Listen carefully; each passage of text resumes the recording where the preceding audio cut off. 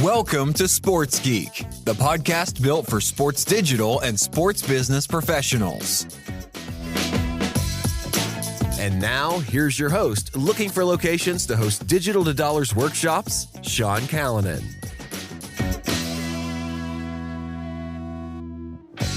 Thanks, DJ Joel. I'm Sean Callanan, and welcome to episode 375 of Sports Geek. In this week's episode, I chat with Nick Sautner. He's the CEO of Eden Park, New Zealand's national stadium. As always, you can reach me at sportsgeekhq.com, via email, sean@sportsgeekhq.com, or on socials at Sean Callanan or at SportsGeek. I am looking to take the Digital Dollars workshops on the road, either for public workshops or private workshops. So please reach out to me if you're interested, either for your team across digital, data and sponsorship, or with your partners to activate with your digital audience. You can find out more about the Digital Dollars workshops at digitaltodollars.com. And as always, you can go to sportsgeekhq.com for every single episode, and stay tuned for some cool podcast stats after my chat with Nick. Please enjoy my chat with Nick Sautner, CEO of Eden Park.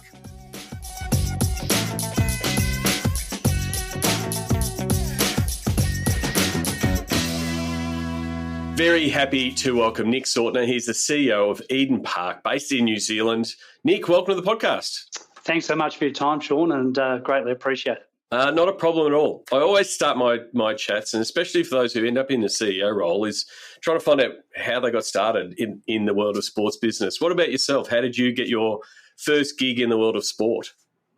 Well, I was fortunate enough. I finished school at Wesley College in Melbourne. I was training at Oakley Chargers in the then under-18s competition.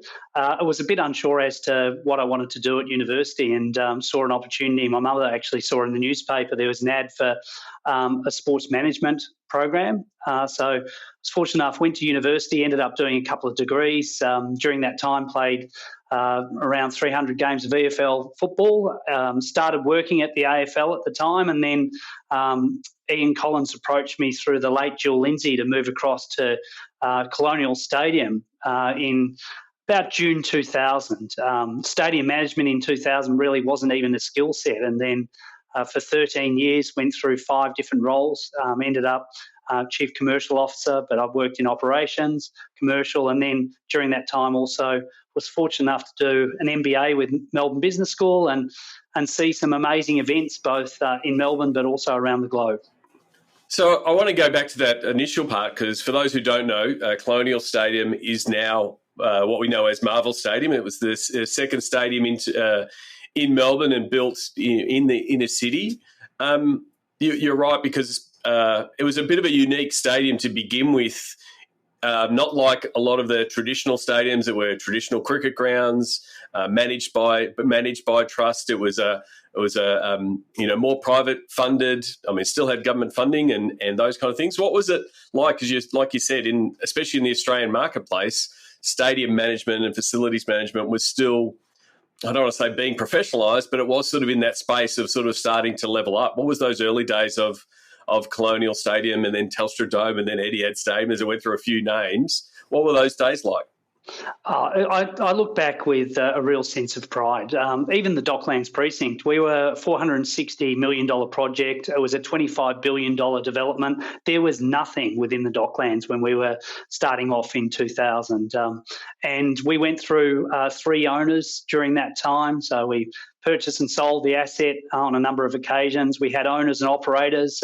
We had a number of services that were outsourced that then became insourced. We changed our caterer from Spotless to Delaware North. And in the meantime, we delivered, whether it be Commonwealth Games, Rugby World Cups, 46 AFL games a year, a whole range of entertainment events. I remember delivering the WWE and having 57,000 people and the flashes in the stadium with The Rock standing inside the venue. To even introduce a stadium with a roof was something unique, and having cricket balls hitting the roof in winter, or indeed AFL players trying to kick a ball, and we did some trials and seeing whether or not they could actually hit the ball with an AFL ball. So It was challenging. There's always been the issue around the surface, the car park directly underneath, and whether or not it was built in the right location for the dockland. So I still have very fond memories of my 13 years there. Ian Collins was an outstanding CEO who gave me the opportunity in a variety of roles, but then also mentored me through varying negotiations. And we had relationships with such a broad range of hirers, and that's now set the foundations for what I'm doing now at Eden Park, New Zealand's national stadium. And like you said, it gave you that grounding of knowing all the different components and vendors. I mean, I think, Marvel Stadium in its various forms has always tried to push the bar further in the Australian market from a technology point of view, try to roll out new technology to give it that point of difference. And also it was a venue that, didn't have historic tenants and it was new. And so it had to develop, affinity and bring people in. So it would have been an exciting time to be in the stadium industry. Is that sort of where you went, this is a place, this venue space is where I want to be?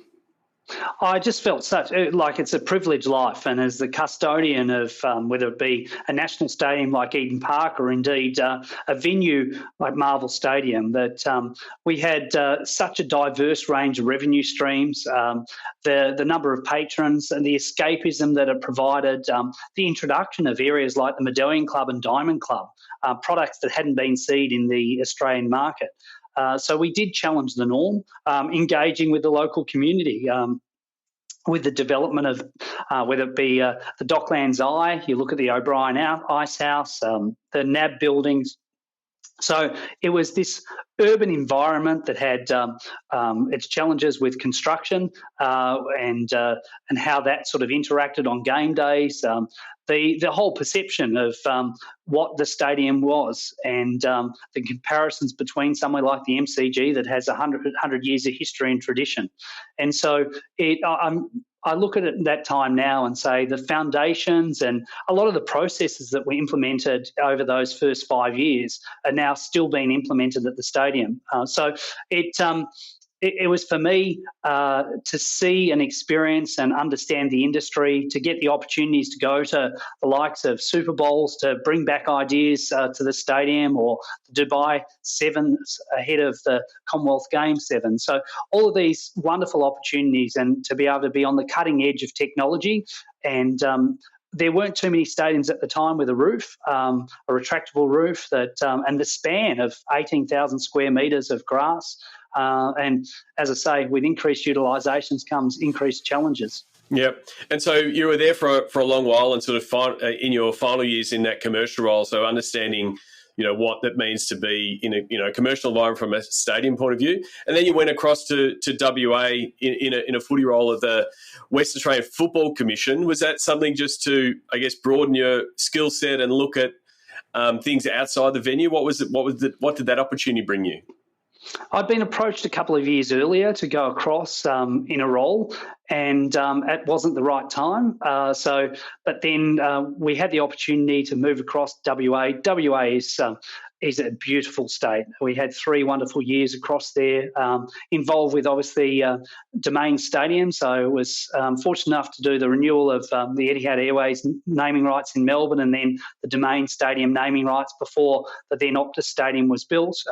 Was involved with the business case for the Optus Stadium in Perth, and then was approached around the opportunity in New Zealand. And a mentor of mine at the time, Peter Coleman, who was the then Woodside MD, I said, I've got these 2 opportunities, Eden Park or the other opportunity. And he said, I don't know why we're having this conversation. Eden Park is a global icon, and it really, I'm very fortunate over my career to have these mentors to give advice and guidance around my career.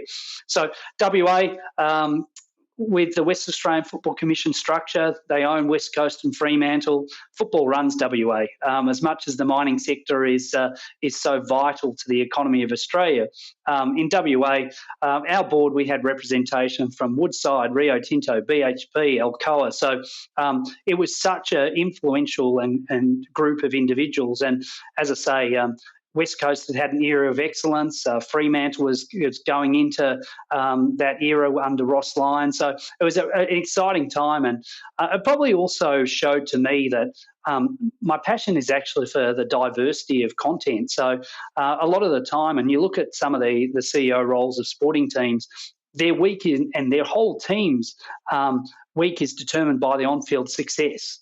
And we often talk at Eden Park about the benchmark on the field, but we want to be the benchmark off the field. And last weekend, we went from having Eid, celebration of Muslim culture, into an art festival, into a women's rugby, Super Rugby final, and then back into a Sunday market. So the changing landscape of stadium infrastructure and utilisation, all of this sort of 25-year journey in the stadium industry and the sports industry has helped shape now my thinking around strategy and being strategic and authentic.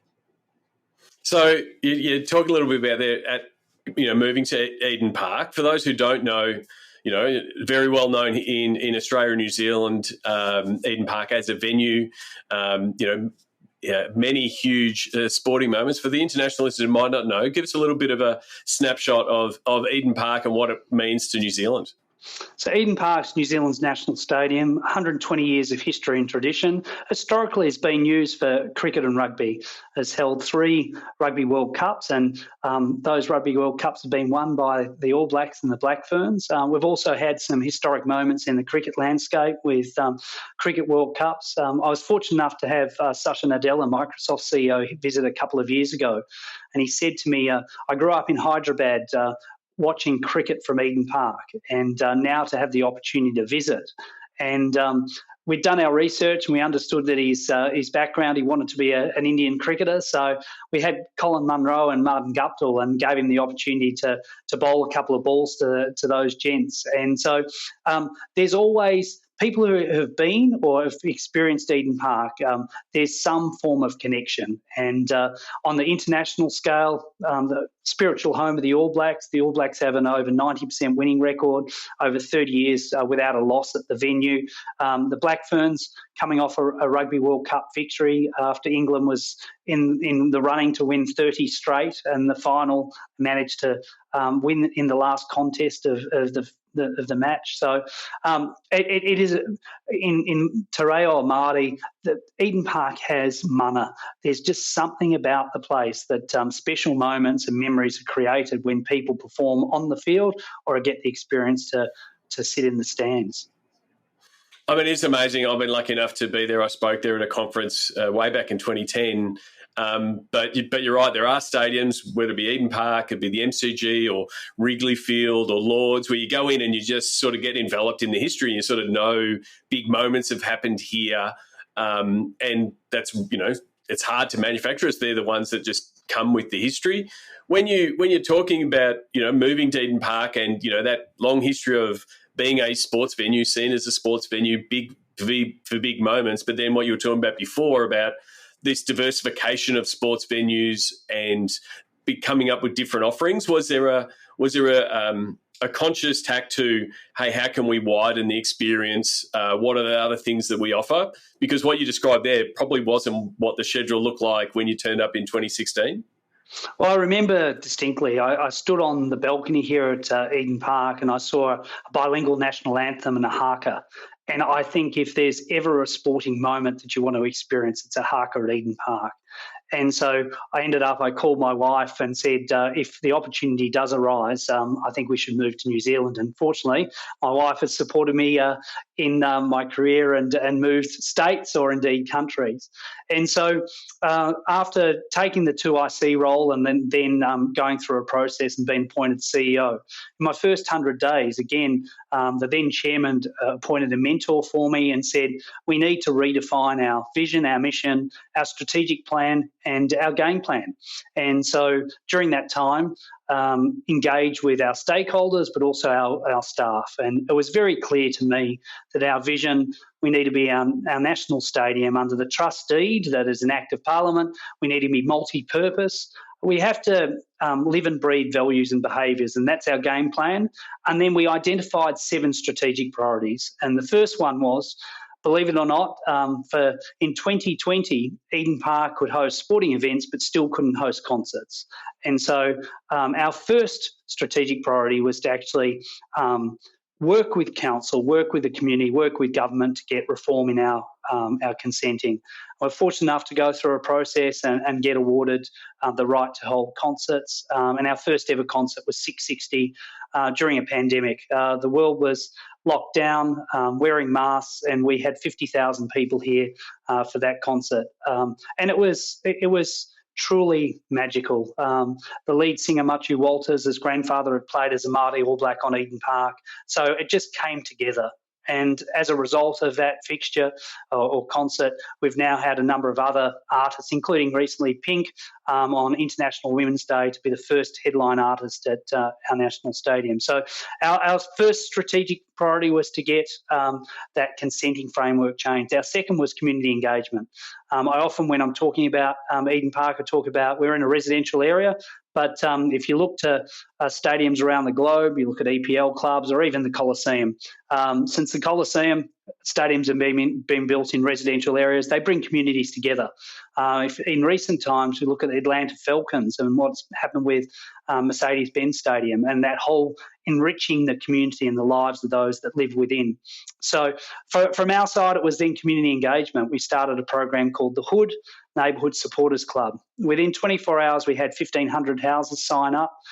We had 12 schools and 350 businesses. So we knew that we had the community support, but we needed to see change. And that change meant that we needed to service all the demographics of Auckland. Auckland is one of the most multicultural cities in the world, huge Polynesian community, and about 1.8 million people. So it was then to say, well, what other events and what other utilisations can we deliver at the park? And that is seen from stadium glamping to rooftop tours or rooftop tours to stadium golf. It really is a blank canvas for creativity, to the point of even developing Art in the Park, an art festival that sees 100 local artists showcase their works and sell in around 48 hours $2.5 million worth of art. So it just plays on that ability to say we are a blank canvas for creativity. And then in recent times, having 9 FIFA Women's World Cup fixtures, 3 Women's World Cups in an 18-month period. So one of the things, like it's one thing to set that path and say we want to engage the community and expand, I guess, the offering. What was some of the process you had to do internally? Because you go, hey, we've got this canvas, we can use it for anything, but you've got a team that is, high performing to turn around sports events and do great sports events. But now they're, pitching to conferences or pitching to festivals or pitching to concerts, and it's a different experience. How has that sort of retraining exercise, either with your current staff, but also bring in new staff to make that offering, because you are now competing against conference centres or hospitality venues for this, what we would normally call new content into your venue. How has that transformation happened internally? It really has been a paradigm shift in thinking. And so the team, and we have a lean team, but they're just such a committed and dedicated team. And I think that comes back to where we started the conversation, that 25 years ago, it was such a new industry. And I could tell stories of where AFL balls for match days were being charged. And people were saying, why is this person being charged for that? Or why is the AV being passed on to the venue? So it was really setting the foundations, and our strategic plan with our vision, mission, game plan and strategic priorities really set the foundations. The staff were involved in developing the game plan, so being the benchmark on and off the field. And what does that mean? It means about customer service, and I said about the 7 values and behaviours. And then it was to say, okay, well, we now have our vision and our path. What are the resources needed? And so part of that strategic planning was to say recruiting or engaging or training the incumbent staff to buy into the new vision. And that 3-year process saw some changes, whether it be in our hierarchy. We pretty much removed our general management layer. We said we need doers. We need an agile workplace that they're hybrid by default, and they're willing to actually just roll their sleeves up and actually make that difference. And so now we're actually in that growth phase where we actually are recruiting general managers because we're taking a different trajectory. But the whole way through has been a part of getting us to where we are today has been strategic and authentic. And that includes whether it be a resident. We were holding school balls at one stage, and unfortunately, antisocial behaviour didn't matter to the school. So we just said, okay, well, we don't hold school balls any longer.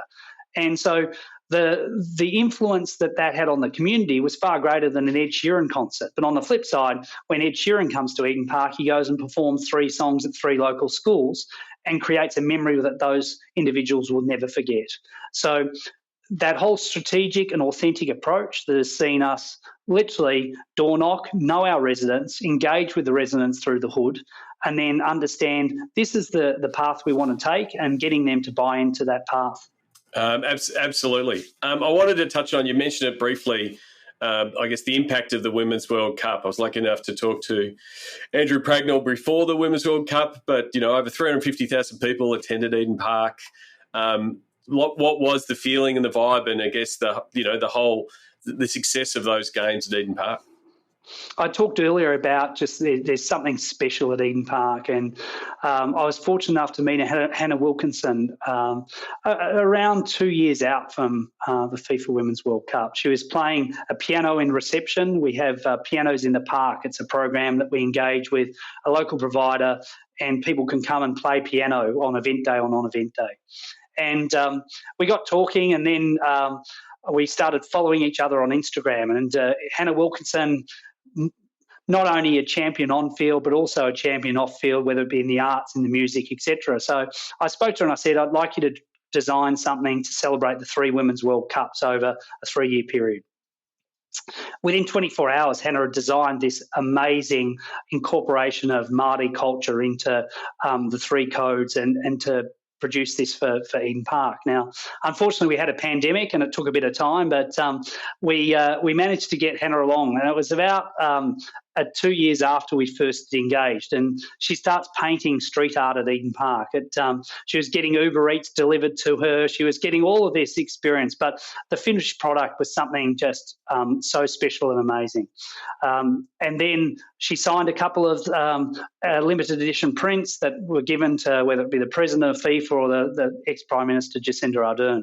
So to then on the opening night to have Hannah Wilkinson score the opening goal in the FIFA Women's World Cup on home soil, the storytelling and the joy that created, no one will ever forget that moment. And I often reflect on and in conversation with Hannah or via social online means, and the comment is, that's the best day of my life. And as someone who stood on the balcony where only 7 years earlier I'd been at a venue that was seen as a cricket and rugby venue occasionally, to then be standing there and having the world watching, and Eden Park is built for the world stage, but to have the athletes on the field deliver under adversity, it set up the tournament. And for those who had the opportunity, Eden Park sold out 6 fixtures. And to be in a situation to have 350,000 patrons over 27 days come through the turnstiles, it has seen change on and off the field for women's sport in our beautiful country. Yeah, amazing. I mean, that's the terrific upside of the stadium business. Those moments, the hairs on the back of the neck. I'm sure you're, the heart's pumping a little bit more just you talking about it. The other part of the business, and it was similar to what I spoke to with Lewis at the MCG, is the members of Eden Park. How has that journey been in, as you're transforming the venue and offering these new offerings? How has that conversation and expanded offering to the members been received, and how's that journey been? Well, it's interesting that we've got a number of tiers of membership, including our corporate suites. Our corporate suites, since we've been able to secure concerts, we've got a waiting list for corporate suites. So the first time in our history we've had that. On the flip side, our members, we're seeing that there is a changing landscape in the membership space. People are cherry picking events. They're wanting to look at premium content, not necessarily going to week in, week out home and away content.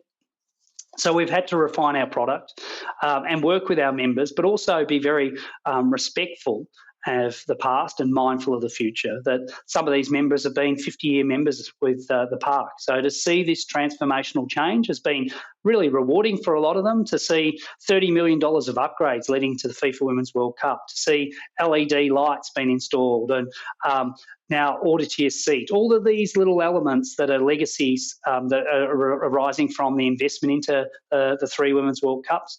But there is still that tradition. And so we're very conscious of being able to providing a variety of product offerings, but also be mindful to target the next generation of member and what do they expect in their stadium experience.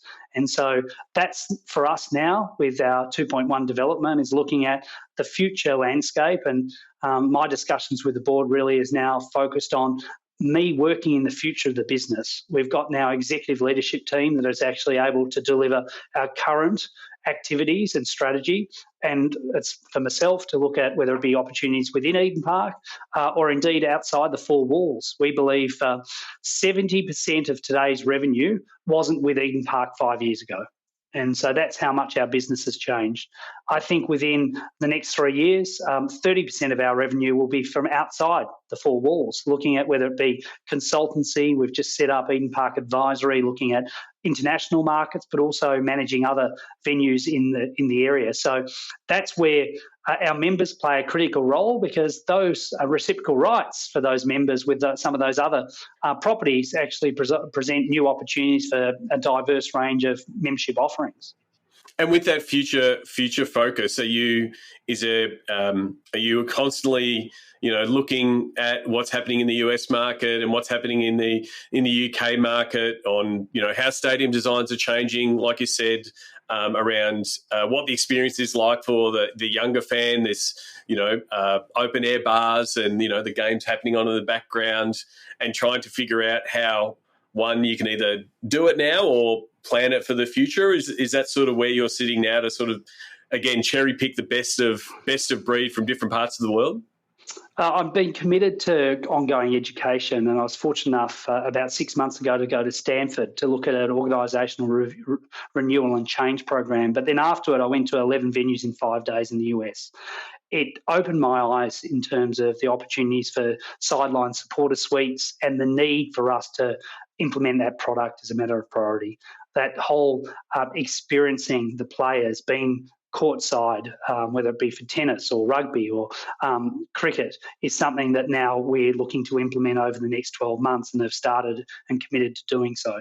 So there's no question the opportunity, and it's, I think, one of the greatest things about our industry, that people are so collegial. They're able to offer you the opportunity to come and experience the Sphere in Vegas or Allegiant Stadium in Vegas or SoFi Stadium in LA and take away those new venues that I'm a big believer in adaptive reuse. So continual upgrades of assets. It's about 30% the carbon emissions. But then also we want to be at the forefront of innovation. So we've implemented for our mobility and accessibility patrons, they're called comfort zones, where there's now heaters and televisions in the area that provide an increased experience for people who have circulation issues in mobility. But then we've also got sensory rooms. And I think back sort of 20 years ago when I started at Marvel Stadium, and they forgot to include coaches' boxes. But then we started talking about parents' rooms and being able to breastfeed or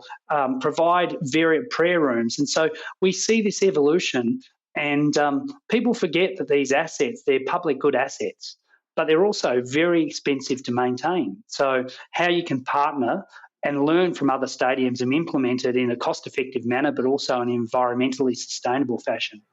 I mean, that's an important point, especially that, the upkeep and, needing to maintain the stadium, because, you were saying before, the content that's brought in, whether it be sport or concerts, does bring a return to the community, does bring a return to New Zealand. Is that something that that's sort of your bottom line? How can I bring more value back to the community and back to the general region?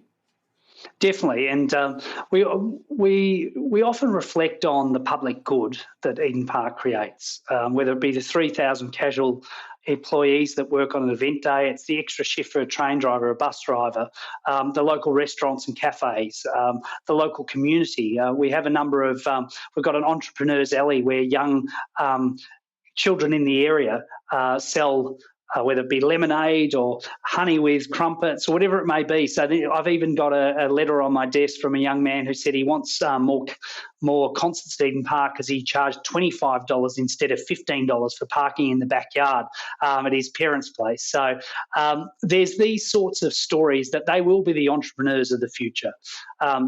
I also reflect on the fact that when someone goes to a library, my daughters return a book late, they get fined 20 cents. That doesn't pay for the librarian, the books, the building and the services. It's a public good asset, and we all acknowledge that governments need to invest in public good assets for the community to be enriched. And so Eden Park is a charitable trust. It receives no funding from central government or council. So for us, the opportunity when major events come is to look at how do we leverage a Rugby World Cup or a Cricket World Cup to then deliver, noting that our size of our market and the economics of New Zealand, there's a bigger population in the state of Victoria or New South Wales than there is in the whole of New Zealand. And so we're not going to be having a Marvel Stadium, an MCG and an Amy Park in Melbourne. We're going to have our national stadium, and then you're going to have regional stadiums and a national and event strategy across the entire country.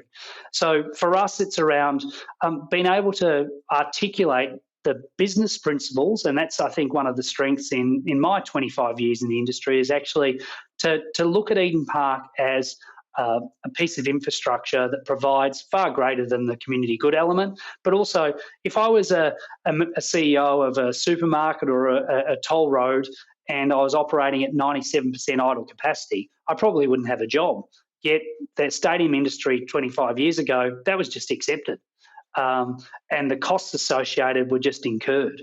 So before on that point, like what's your vision of, if we were to ask AI to draw a picture of what Eden Park looks like in 10 years and what its calendar looks like in 10 years, who knows what AI will come up with? So I'll ask you, what do you see in that vision of what it looks like in 10 years? Well, I spoke about the Stanford program, and we did a full day on OpenAI and looking how businesses are adopting AI to enhance their activities. We're fortunate enough we've got a global partnership with Samsung, and the development that you look at their new S24 and the technology that's now being developed on that and the capability. We've recently partnered with the University of Auckland and are looking at how we can create content that actually can lead the world and actually showcase stadium economics, business case analysis, etc. Because ultimately there are stadiums globally that have been developed or arenas being developed, and how we can actually get best practice in that space. We even look at from a policy perspective. We as a business have an AI policy, but a lot of businesses haven't actually adopted an AI policy as yet. So how can it enhance the day-to-day of our patrons, our staff, but also the match day experience? I think we operate in the experience economy. One of the great things is that in future, I think some people want to disconnect. And so going to an event actually provides that opportunity to disconnect from technology also. So there's going to be some tensions in the stadium space. What I would say is, though, 20 years ago when I started, or 25 years ago when I started at Marvel Stadium or then Colonial Stadium, there was talk about a sport called UFC. And who would have thought 25 years on, you see the growth of UFC and where that product is and the audience that it has been able to penetrate.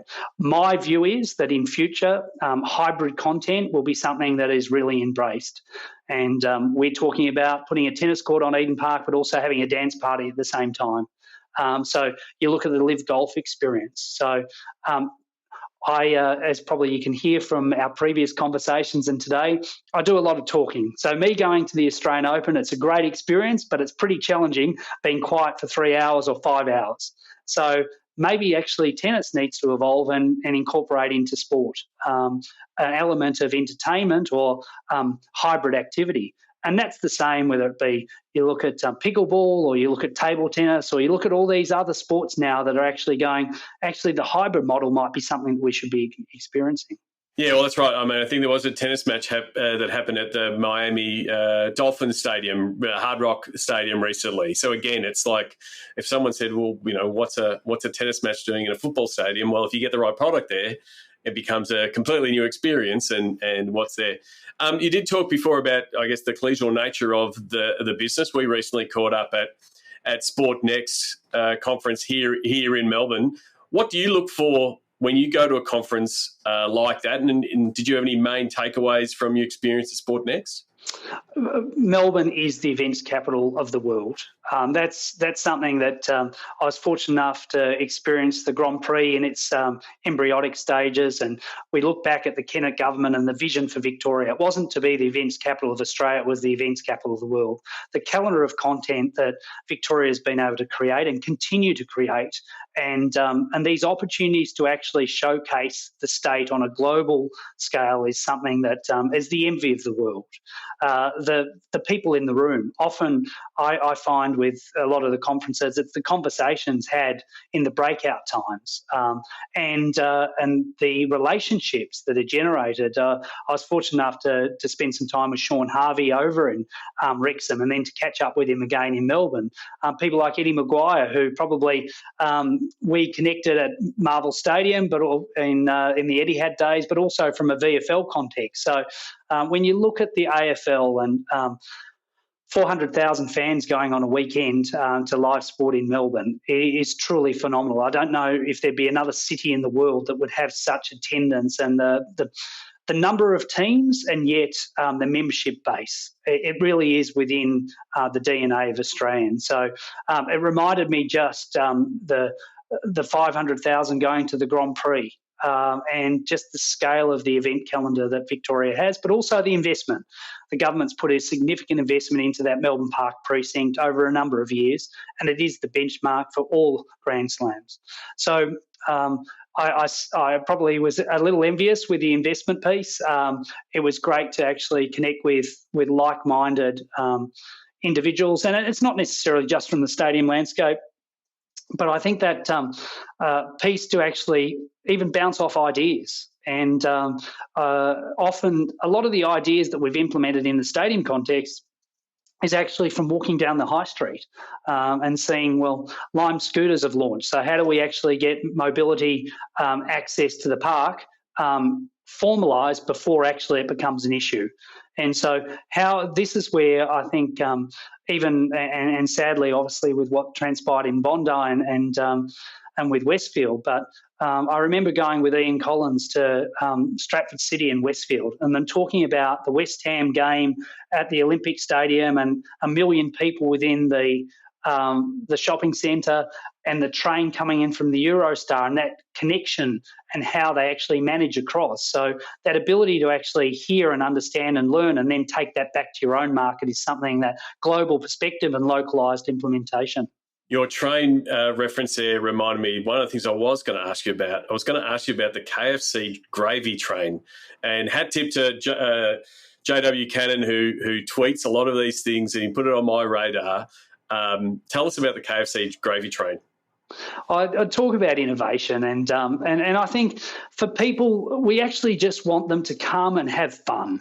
And to be on the gravy train personally with the CEO and see just the smiles. And I often say that when my daughters come to Eden Park, they get their donuts. They don't have donuts every day, but it's a treat for them.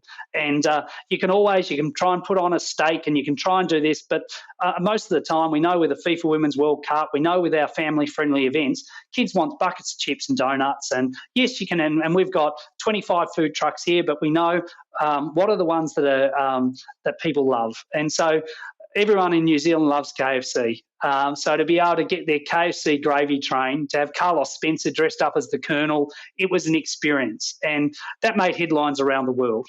And so one of the things that we talk about, we've got an Icon partner program here at the park. It's not just a sign on a fence, it's actually a full integration in partnership. So I mentioned the University of Auckland, and we'll be developing course content. We do leadership programs. There's a whole range of research programs that we're doing with the university. In the instance of KFC, it's about experiences. So those experiences relate to a whole range of match day and non-match day experiences. It was something that, the whole branding experience, the whole experience on the train, the whole coming to the game is something that, it was developed in a very short lead time, but it just showcases the power of sports sponsorship and sports partnerships. Yeah, I mean, in its simplest form, skinning a train and putting a label on it and stuff like that. But, the naming of it and the launch of it and the fact it had a bit of viral to it and, tapped into, that fan behaviour, it was really well done. And that's like, it will become a thing, hey, how are you getting to the game? Oh, we're getting on the gravy train. And that's just going to lock in with the sponsor. So I'm completely understand that KFC would be delighted, and as someone who partakes in the KFC chips, I look forward to hopping on the gravy train sometime soon. Yeah, well, I'm hoping in future, who knows, we might even have a KFC walkthrough at Eden Park. Oh, terrific. I want to get to the Sports Geek Closing 5. Nick, do you remember the first sports event you ever attended? Oh, yeah, it was probably going with Mum, standing in the outer at Moorabbin and watching Tony Lockett play. St Kilda would often get annihilated, and he'd still kick 7 to 9 goals. Yes, a formidable opponent was Plugger Lockett. And this goes back to the KFC question. You would have been a lot of sports events. Do you have a favourite food or a go-to food at a sports event? So at Eden Park, our chef, he's got the park pie. They're handmade downstairs, and it's got the best of New Zealand lamb. I am partial to a pasty and a lamb pie by our executive chef, Julian, downstairs. Oh, terrific. What's the first app you open in the morning? Most of the time, I would say it would be the paper, so the NZ Herald, with also email and also LinkedIn. Is there someone that you follow that the podcast listeners should give a follow, and why? I do advocate very much for LinkedIn. We've been fortunate enough to get a number of our key executives through that platform, and so it'd be more so, I'd say, that from a business tool perspective, I'm really not on social media, but I'm very active on LinkedIn because I think you can actually see from a whole range of industries activity and also ideas. Yeah, I think as someone who's been on LinkedIn from my previous IT days and then when building Sports Geek, I think it has evolved as a true networking platform. I think there was the days, maybe 15 years ago where it's like, oh, I don't know, I haven't met Nick, I won't send him an invite, to now, oh, we work in a similar vertical or are both in the stadium space, and then be able to leave those breadcrumbs of, the gravy train or announcing a new concert series, or here's a problem we've solved, like you said, in the disability space or the sustainability space, and then you'll get someone from Ireland or Miami or Queensland replying saying, oh, we're also tackling a problem. It really sort of lends itself to that collegial nature of sport, which is probably going to spoil my last question, which is fine. What social media platform is your MVP, Nick? I would say LinkedIn. I give the example, one of my staff who was returning to New Zealand after his dream job, returning with a wife and young child, coming back for family, and reached out, and the values and behaviours, it was a no-brainer for us to employ that individual. And from a personal perspective, I think those relationships in business, whether they're forged through platforms online or in person, have huge value. And the ability to, and it's definitely something that Ian Collins in Melbourne taught me, the likes of Andrew Demetrio, and then in latter times with the board over in WA, they literally could pick up the phone and speak to the Premier of the state. And so that's been something that I pride myself on in building strong relationships with, whether it be our icon partners or within our industries.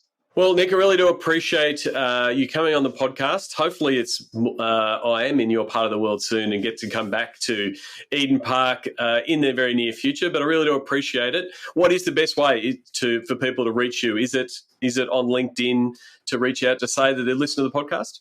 Yeah, would love people to connect on LinkedIn, follow Eden Park NZ, follow myself, but also I really do appreciate the opportunity today. As I say, I feel privileged to be the custodian of our national stadium. Every day I get up and I think of my family and I think of Eden Park and how we can be better for the country and also the city. Thanks, Nick. Really appreciate you coming on. Absolute pleasure. Thanks, Sean.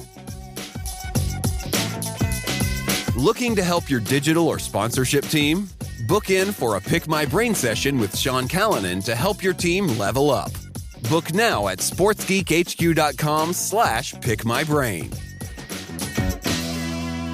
Thanks again to Nick Sautner. You can reach him on X. He's still one of the active sports biz professionals on X, Nick Sautner, Sautner. But he is very, as he said, he's active on LinkedIn. Please reach out. Please thank him for sharing his insights and give his post a little like on LinkedIn. I really do love it when I see both podcast listeners and former guests reaching out and saying that they listened to the episode. Speaking of podcasts, shout out to James Cridland from Pod News, who shared a spreadsheet from Podcast Index, which was pulling together all the different podcasts that are out there, and some stats jumped out to me. 4% of all podcasts listed on podcast directories have 0 episodes. But one of the bigger ones, 50% of all podcasts don't get past or are 5 or fewer episodes. So shout out to my episode 5 guest, Dan Pinney, who was at the Melbourne Storm at the time, and Nick Trilson at the Bulldogs, who's been back a couple of times. That was back when the podcast was just stitching together the radio segments with Daniel Harford and Francis Leach. So that was back in June 2013 when we got past episode 5. 66% of all podcasts have not got past 10 episodes. My episode 10 guest was Russell Scabetti, as we previewed Seat in Kansas City way back in July 2013. Russell has been back on the podcast a few times. Now, when we get further along in longevity and number of episodes, if you reach 100 episodes of a podcast, which we did back in September 2015 when I had Charlie Shin when he was still at Major League Soccer talking about CRM, that would put you in the top 6% of podcasts in terms of longevity and production. To get to the top 3%, that would get you to 200 episodes. We did that back in June 2018 when I caught up with Bill Schlau at the San Francisco Giants, and we actually recorded that podcast in the dugout at what was then known as AT&T Park, now Oracle Park, one of my favourite venues. And yeah, that was episode 200. So that puts us in the top 3%. To get to the top 2%, you have to reach 300 episodes. And we did that back in April 2021 when I caught up with Andy Miller and discussed his team ownership, both in the world of NBA with Sacramento Kings and in the world of esports with NRG. Quite fitting, since that time, my esports manager, Brandon Defina, ended up coaching the NRG League of Legends team to a North American title. So there's a bit of a full circle moment and connecting podcast guests, both Brandon and Andy being on the podcast. That would put us in the top 2% from a production point of view. And then a couple of weeks ago, episode 373 put us in the top 1% of episodes in terms of production, in terms of number of episodes. So congratulations, Dean Matters. Episode 373 put us in the top 1% of number of episodes as listed in the podcast directories. So that doesn't happen without all of my guests, like the ones that I mentioned, and like Nick that was on today's episode, but also the fact that people listen and let them know and tell me that they're listening. I'm not screaming into a void here. If you are listening and if you've never reached out, please do reach out. Tell me that where you've been listening from and when you've been listening from. I'd love to hear from you. Sean at Sports Geek HQ is how you can reach me, or at Sean Callanan if you're watching this on Instagram or TikTok. Please reply to the reel. Until next episode, my name is Sean Callanan and you've been listening to Sports Geek. Do you get Sports Geek news? Sean Callanan analyzes the latest sports business articles for you weekly. Sign up at sportsgeekhq.com. Want to help drive more revenue from your digital efforts? Book a time for a call. Go to sportsgeekhq.com/phone call.